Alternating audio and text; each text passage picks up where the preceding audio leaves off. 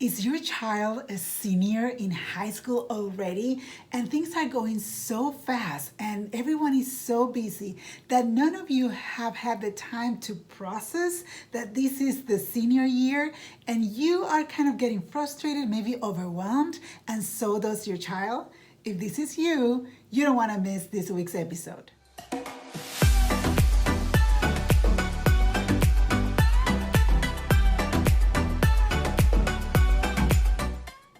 Hello there, welcome back to this week's episode of Parenting Hacks with Dr. Yanina.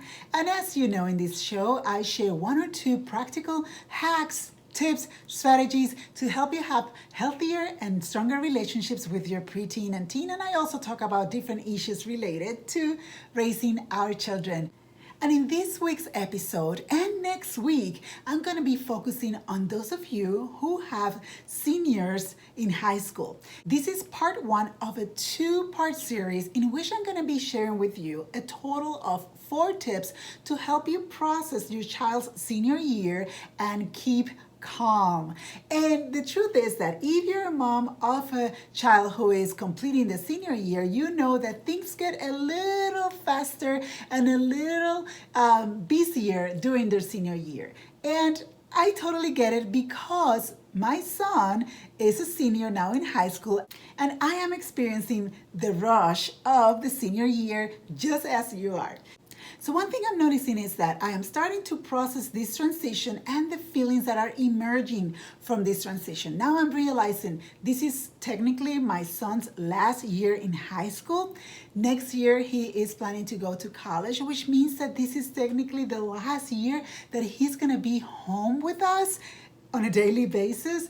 Now he's going to move out, he's going to move to college, and we're going to miss him.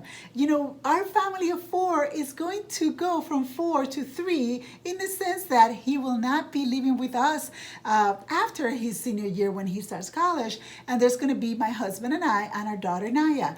And just that alone is very difficult to process. And it's been quite difficult for me to come into that realization that this is his last year. So, you know, we all go through these different things, you know, we process things differently. But as we're processing this transition, you can be sure that your child is processing that transition as well. The difference is that you as mom and him or her process the same situation, the same transition in a different way. And that's something that I really want you to be aware of. That's something that I want you to be conscious about and to honor that situation as it deserves to be honored. So one thing that I did and I've been working on is to do a self-assessment. In order for me to be able to help my child and also my family and myself to deal with this transition, I have to be prepared. I have to identify those things that are really triggering my emotions and triggering my way of thinking that might be affecting my family. So that's why I went ahead and did a self-assessment. So I gave myself some time to think about this, to do this self-assessment or self-evaluation. I asked myself questions like, how am I feeling about this transition, right? Do I need my own support system? And I also began to honor all those feelings that are happening as we're going through this transition year, but at the same time, I am trying my best to avoid making it my child's problem. And this is something that I want you to think about. And this will be my first hack. Do a self-evaluation, ask yourself those questions, and make sure that you avoid making it your child's problem. The reality is that his job, in my case, my son, his job is to leave the nest to prepare for his future.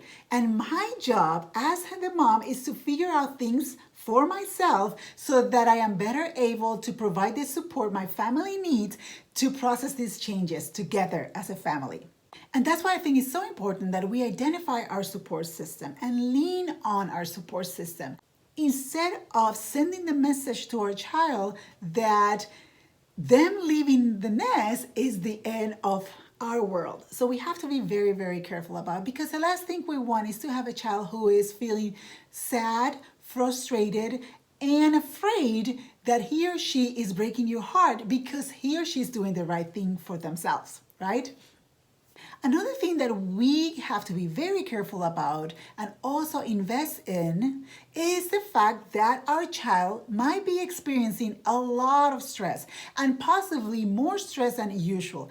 And that's what we need to find out if our child is feeling stressed out. And if he or she is feeling stressed out, it is our responsibility to show compassion and to show understanding. And it's hard, I know it's hard, but we have to be patient. We have to be more patient than other times because each child expresses her or his stress in a different way. Maybe your child is expressing her stress being kind of like edgy or moody or, maybe not wanting to do anything related to college applications and things like that. So we have to be very careful. We have to honor those feelings that they're going through, but be very patient and compassionate and understanding because they're going through a stress level that might be foreign to them, that might be new to them, and they might not be able to figure out how to handle that stress at this moment. You have to keep in mind that some things that might be going through their minds is like, they have to finish this last year successfully. They have to figure out time management. I don't know about your child, but my son started working. So he has a part-time job, plus he has a quite heavy load at school. So now he has to figure out how he's going to be dealing with sports. He loves soccer and he's in a soccer team.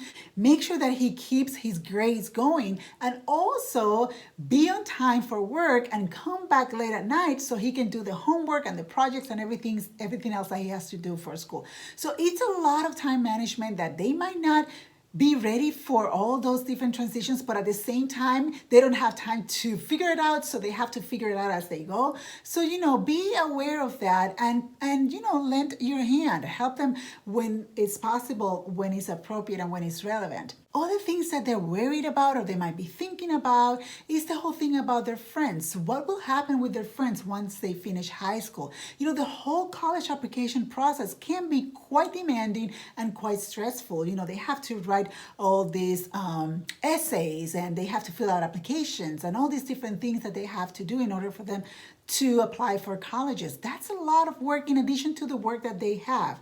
All these deadlines that are approaching, that they have to keep track of the deadline, and it goes with the time management that I said before.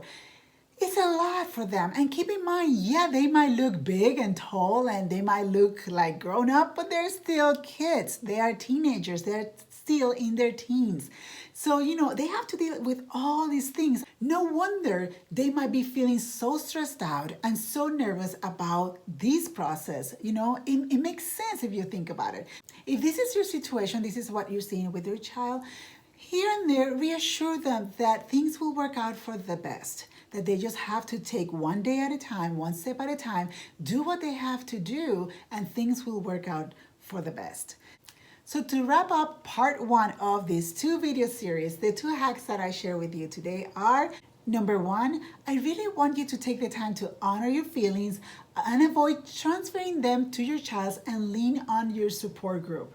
And number 2, if your child is feeling stressed out, show compassion, understanding, and be patient. So this is what I have for you this week. I hope that these 2 tips will help you have a smoother transition year for your senior child. And of course, keep in mind that next week I'm going to be sharing with you 2 more tips when it comes to helping you process your child's senior year and keep calm.